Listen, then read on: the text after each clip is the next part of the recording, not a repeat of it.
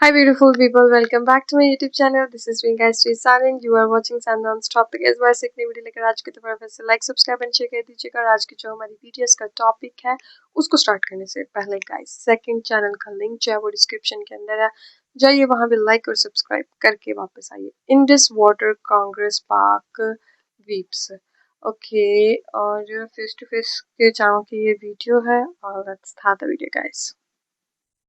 हम तो ऐलान कर चुके हैं कि जो हमारे पानी पे हाथ डालेगा हम वो हाथ ही काट देंगे। कि पानी नहीं, हम तो हवा के ऊपर भी हाथ डालोगे तो तुम्हारा हाथ पकड़ लेंगे। क्या ये हक सबको मिल गया है कि ऊपर के रहने वाले लोग ढलान में रहने वाले लोगों का पानी रोक सकेंगे? क्या ये हक दे दिया गया है दुनिया को?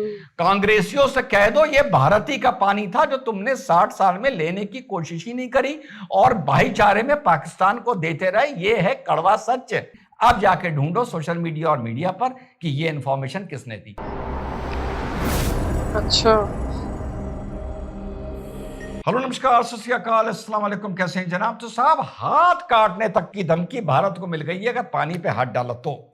जो मुल्क इस्लाम के नाम से बना था और सिंध और मोहम्मद कासिम से अपनी हिस्ट्री जोड़कर चला करता था और इस्लामिक हिस्ट्री अपनी जोड़ के चला करता था, पानी की दो बूंद क्या कम हुई साहब। उसने अपनी हिस्ट्री गैर इस्लामिक इंडस वैली सिविलाइजेशन से जोड़ ली और इंडस वैली सिविलाइजेशन का दुआई दे देकर अब रो रहा है कि इंडस वैली सिविलाइजेशन मोहनजोदारो और हड़प्पा और इंडस वैली रिवर वहीं से निकलती थी। तो इस पानी पर जो जो एंशिएंट जो मूल अधिकार है वो हमारा है। देखो इंसान की हालत क्या होती है। वैसे ये तो होते ही दोगले हैं, मौके पर इधर के और मौके पर उधर के। साथियों, इंडस वाटर डिस्ट्रीब्यूशन को लेकर आप लोग बहुत सी रिपोर्ट सुन रहे होंगे। जब इस पॉलिसी को भारत सरकार ने इन अबियंस डाला था, यानी रोक दिया था पहलगांव के बाद, जो 65, 71 और कारगिल के बाद भी नहीं हुआ था। आपके भाई ने तब एक वीडियो बनाया था, तो उसी वीडियो को अपडेट करते हुए आज इंडस वाटर पे दूसरा वीडियो बना रहा हूं। आप लोग अभी तक ये सुन रहे होंगे कि भारत एक भी बूंद पानी की पाकिस्तान में नहीं जाने देगा या नहीं जाने दे रहा है। साथियों, हकीकत से ये थोड़ी बात अलग है। अब आप कहेंगे अगर अलग है तो पाकिस्तान क्यों परेशान हो रहा है? पाकिस्तान किस लिए परेशान हो रहा है आप लोगों को बताता हूं। तो साहब, ये 6 रिवर थी अपनी। इंडस हो गई, चेनाब हो गई, झेलम हो गई, रावी हो गई, ब्यास हो गई, सतलुज हो गई। तो चाचा नेहरू ने 3-3 को बांट लिया कि 3 तुम उधर की, वेस्ट की तुम ले जाओ, ईस्ट की हम रख लेते हैं। और ईस्ट की जो हमारी हैं वो एंड में बह के जाती ही बाद में पाकिस्तानी हैं, ये मैं आपको बता दूं। लेकिन जो वेस्ट की हैं वो वेस्ट से ही शुरू होती हैं और वेस्ट में ही खत्म हो जाती हैं। उनका कोई हिस्सा पाकिस्तान भारत में नहीं आता है।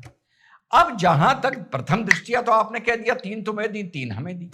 वॉल्यूम ऑफ वाटर फ्लो में रहकर आंकड़े बताते हैं, और इसकी मुझे इस बारे नॉलेज है क्योंकि मेरे फादर इसी डिपार्टमेंट में एज चीफ इंजीनियर रिटायर हुए थे इरिगेशन में। तो ये तब की मुझे चर्चाएं याद हैं। तो ये जो 3 रिवर हैं इनका वॉल्यूम ज्यादा है और हमारी रिवर का कम है। अब इसका समाधान कैसे निकाला जाए? इसका समाधान ऐसे निकला कि जो रिवर पाकिस्तान को वेस्टर्न दी गई, इंडस, चेनाब और झेलम, उसमें यह किया गया कि भारत डोमेस्टिक, जहां से ये भारत के एरिया से निकल के जाती हैं, डोमेस्टिक यूज के लिए इनको इस्तेमाल कर सकता है, एक हद तक इरिगेशन के लिए इस्तेमाल कर सकता है, दूसरा, और तीसरा run of river hydro electric projects बना सकता है इनके ऊपर। Run of river hydro electric project ये होता है कि जहां पर पानी के फ्लो के दम पर बिजली बनती है, पर वहां पर पानी ज्यादा नहीं रोका जाता, छोटा होता है। जो डैम होता है वहां पर बहुत बड़ा समुंदर नुमा एक रिजर्वॉयर क्रिएट किया जाता है कि जब भी आपको जरूरत होगी आप हाइट से उस पानी को छोड़ेंगे और आप उसकी बिजली बनाएंगे। तो जो हाइड्रो इलेक्ट्रिक प्रोजेक्ट होता है वो कम पानी रोकता है और जो डैम होता है वो बहुत ज्यादा पानी रोकता है। इन 3 रिवर्स पर, इंडस, जेनाब और झेलम पर भारत को डैम बनाने की अनुमति नहीं है। लेकिन as per 1960 hydro electric project डालने की अनुमति है और इनका पानी डाइवर्ट करके अपने इरिगेशन और डोमेस्टिक यूज के लिए भी इसको भारत इस्तेमाल कर सकता है। अब मजे की बात यह हुई साथियों कि इतने वर्षों में जो हाइड्रो इलेक्ट्रिक की हमको अनुमति मिली थी उसमें चेनाब पर 3, झेलम में 3 और शायद इंडस पे 3, हम लोगों ने कुल मिलाकर इन 3 पर 9 ये run of river hydro electric project हम लोगों ने यहां पर बनाए। प्रोजेक्ट और भी बन सकते थे लेकिन हमने साथियों बनाए नहीं।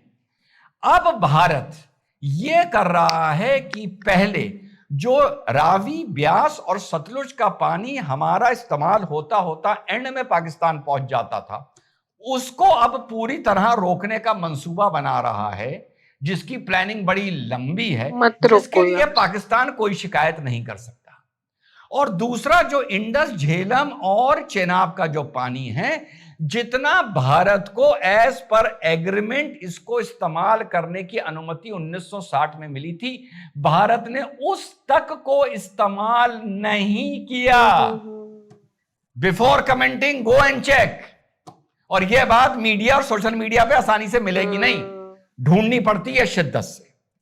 तो इंडिया ने जितने भी जो उसका अधिकार था इस्तेमाल करने का, अभी आपने देखा होगा कि इंडिया एक टनल ला रहा है जो चेनाब से पानी ब्यास में लेकर जाएगी, जिसके ऊपर पाकिस्तान हल्ला मचा रहा है। वही पुरानी बात, वही पुरानी आदत कि उस छूट की आदत पड़ी हुई है। तो आज पाकिस्तान हल्ला मचा रहा है कि तुम मेरा पानी मार रहे हो। कांग्रेसियों से कह दो ये भारती का पानी था जो तुमने 60 साल में लेने की कोशिश ही नहीं करी और भाईचारे में पाकिस्तान को देते रहे। ये है कड़वा सच। भारत का ही पानी था इस पर एग्रीमेंट, तो फिर हम कहां से पानी लेते बन रहा है। उसके बाद जो पाकिस्तान को परेशान किया जा रहा है, जो भारत ने इस पॉलिसी को अंडर अबेयंस डाला है, जो भी हमारा हाइड्रोलॉजिकल डेटा होगा वो भारत अब पाकिस्तान को नहीं देता है।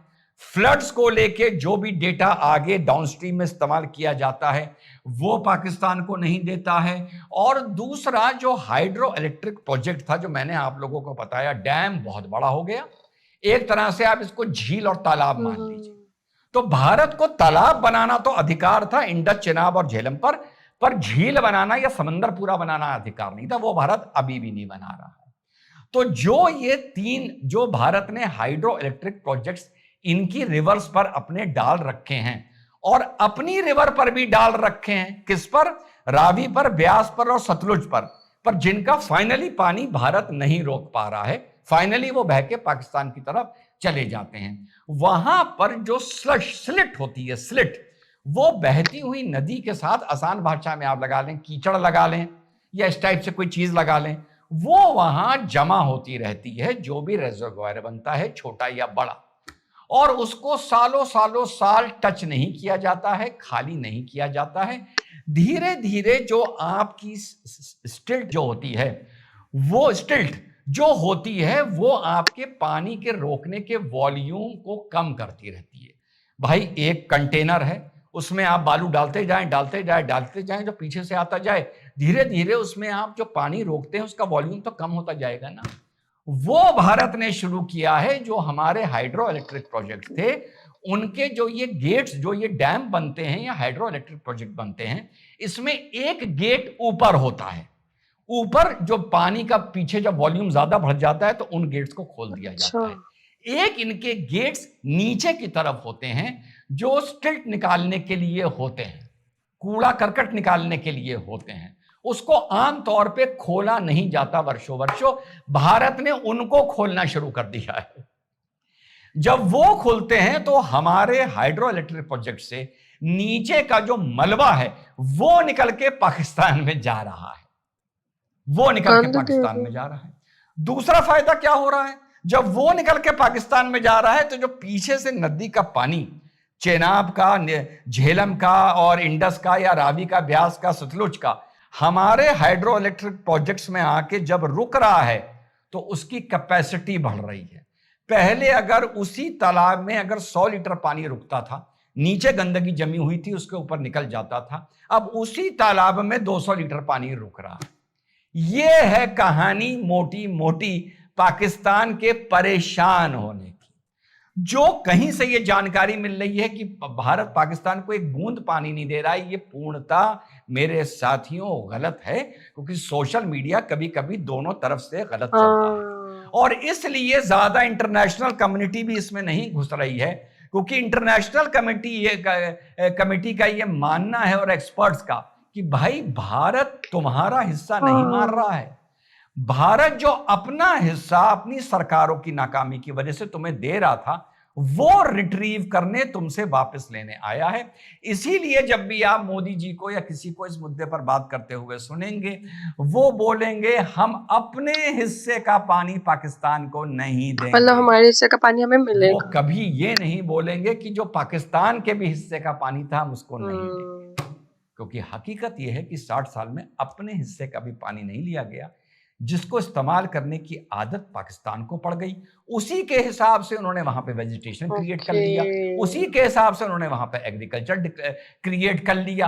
अब जब वो पानी रुक रहा है तो उनके पेट में दर्द हो रहा है और उनके खेत सूख रहे हैं, और जो स्ट्रिट छोड़ी जा रही है उससे उनकी नदियों की गहराई कम हो रही है, पानी बढ़कर अपना किनारा बढ़ा रहा है। ये परेशानी हो रही है पाकिस्तान की। अब जाके ढूंढो सोशल मीडिया और मीडिया पर कि ये इंफॉर्मेशन किसने दी। जय हिंद वंदे। ओके गाइस, ये थी सारी वीडियो जो कि बहुत अच्छी, बहुत इन्फॉर्मेटिव वीडियो थी। और आज कहीं जाके मुझे सही वाली चीज़ें जो है वो पता चली हैं कि कैसे जो है मतलब इंडिया की बोल रही है कि उन्होंने अपने हिस्से का पानी मांगा। उन्होंने ये कभी नहीं बोला कि हमने पाकिस्तान के हिस्से का भी पानी बंद करना। अब कहीं जाके सही असली वाली बात जो है ना समझ आई और पता चला। तो गाइज आप लोगों का इस वीडियो के बारे में क्या कहना है? और डैम्स जो है वो बनने शुरू हो गए हैं, थोड़ी टाइम के अंदर डैम बन जाएंगे और वो जितना भी पानी हम उनका यूज़ कर रहे थे वो रोकेंगे वो। तो गाइस हमारी लाइट भी जा चुकी है और इधर मैं लेकिन ऑन कर लूँगी यहाँ पे अपना मोबाइल का, अपना ऑन करेंगे हम टॉर्च और ऑन हो जाओ। यस गाइस, तो मैंने अपने मोबाइल की जो टॉर्च है वो ऑन कर लिया और इसके अंदर जो है ना वीडियो बनाएंगे हम। तो चलिए गाइस मिलते हैं आपको नेक्स्ट वीडियो के अंदर। इतनी ही लाइट आती है और इतने टाइम के लिए ही लाइट आती होती है, 1 घंटा तो, और उसके बाद चली जाती है। लोड शेडिंग बहुत ज़्यादा हो रही है, तो पानी का तो मसला है लेकिन इधर इलेक्ट्रिसिटी का भी बहुत ज़्यादा मसला है। तो गाइस आप लोगों को आज की वीडियो कैसी लगी? जो comment, like, subscribe and share कीजिएगा। चलिए गाइस मिलते हैं आपको नेक्स्ट वीडियो के अंदर। Bye bye.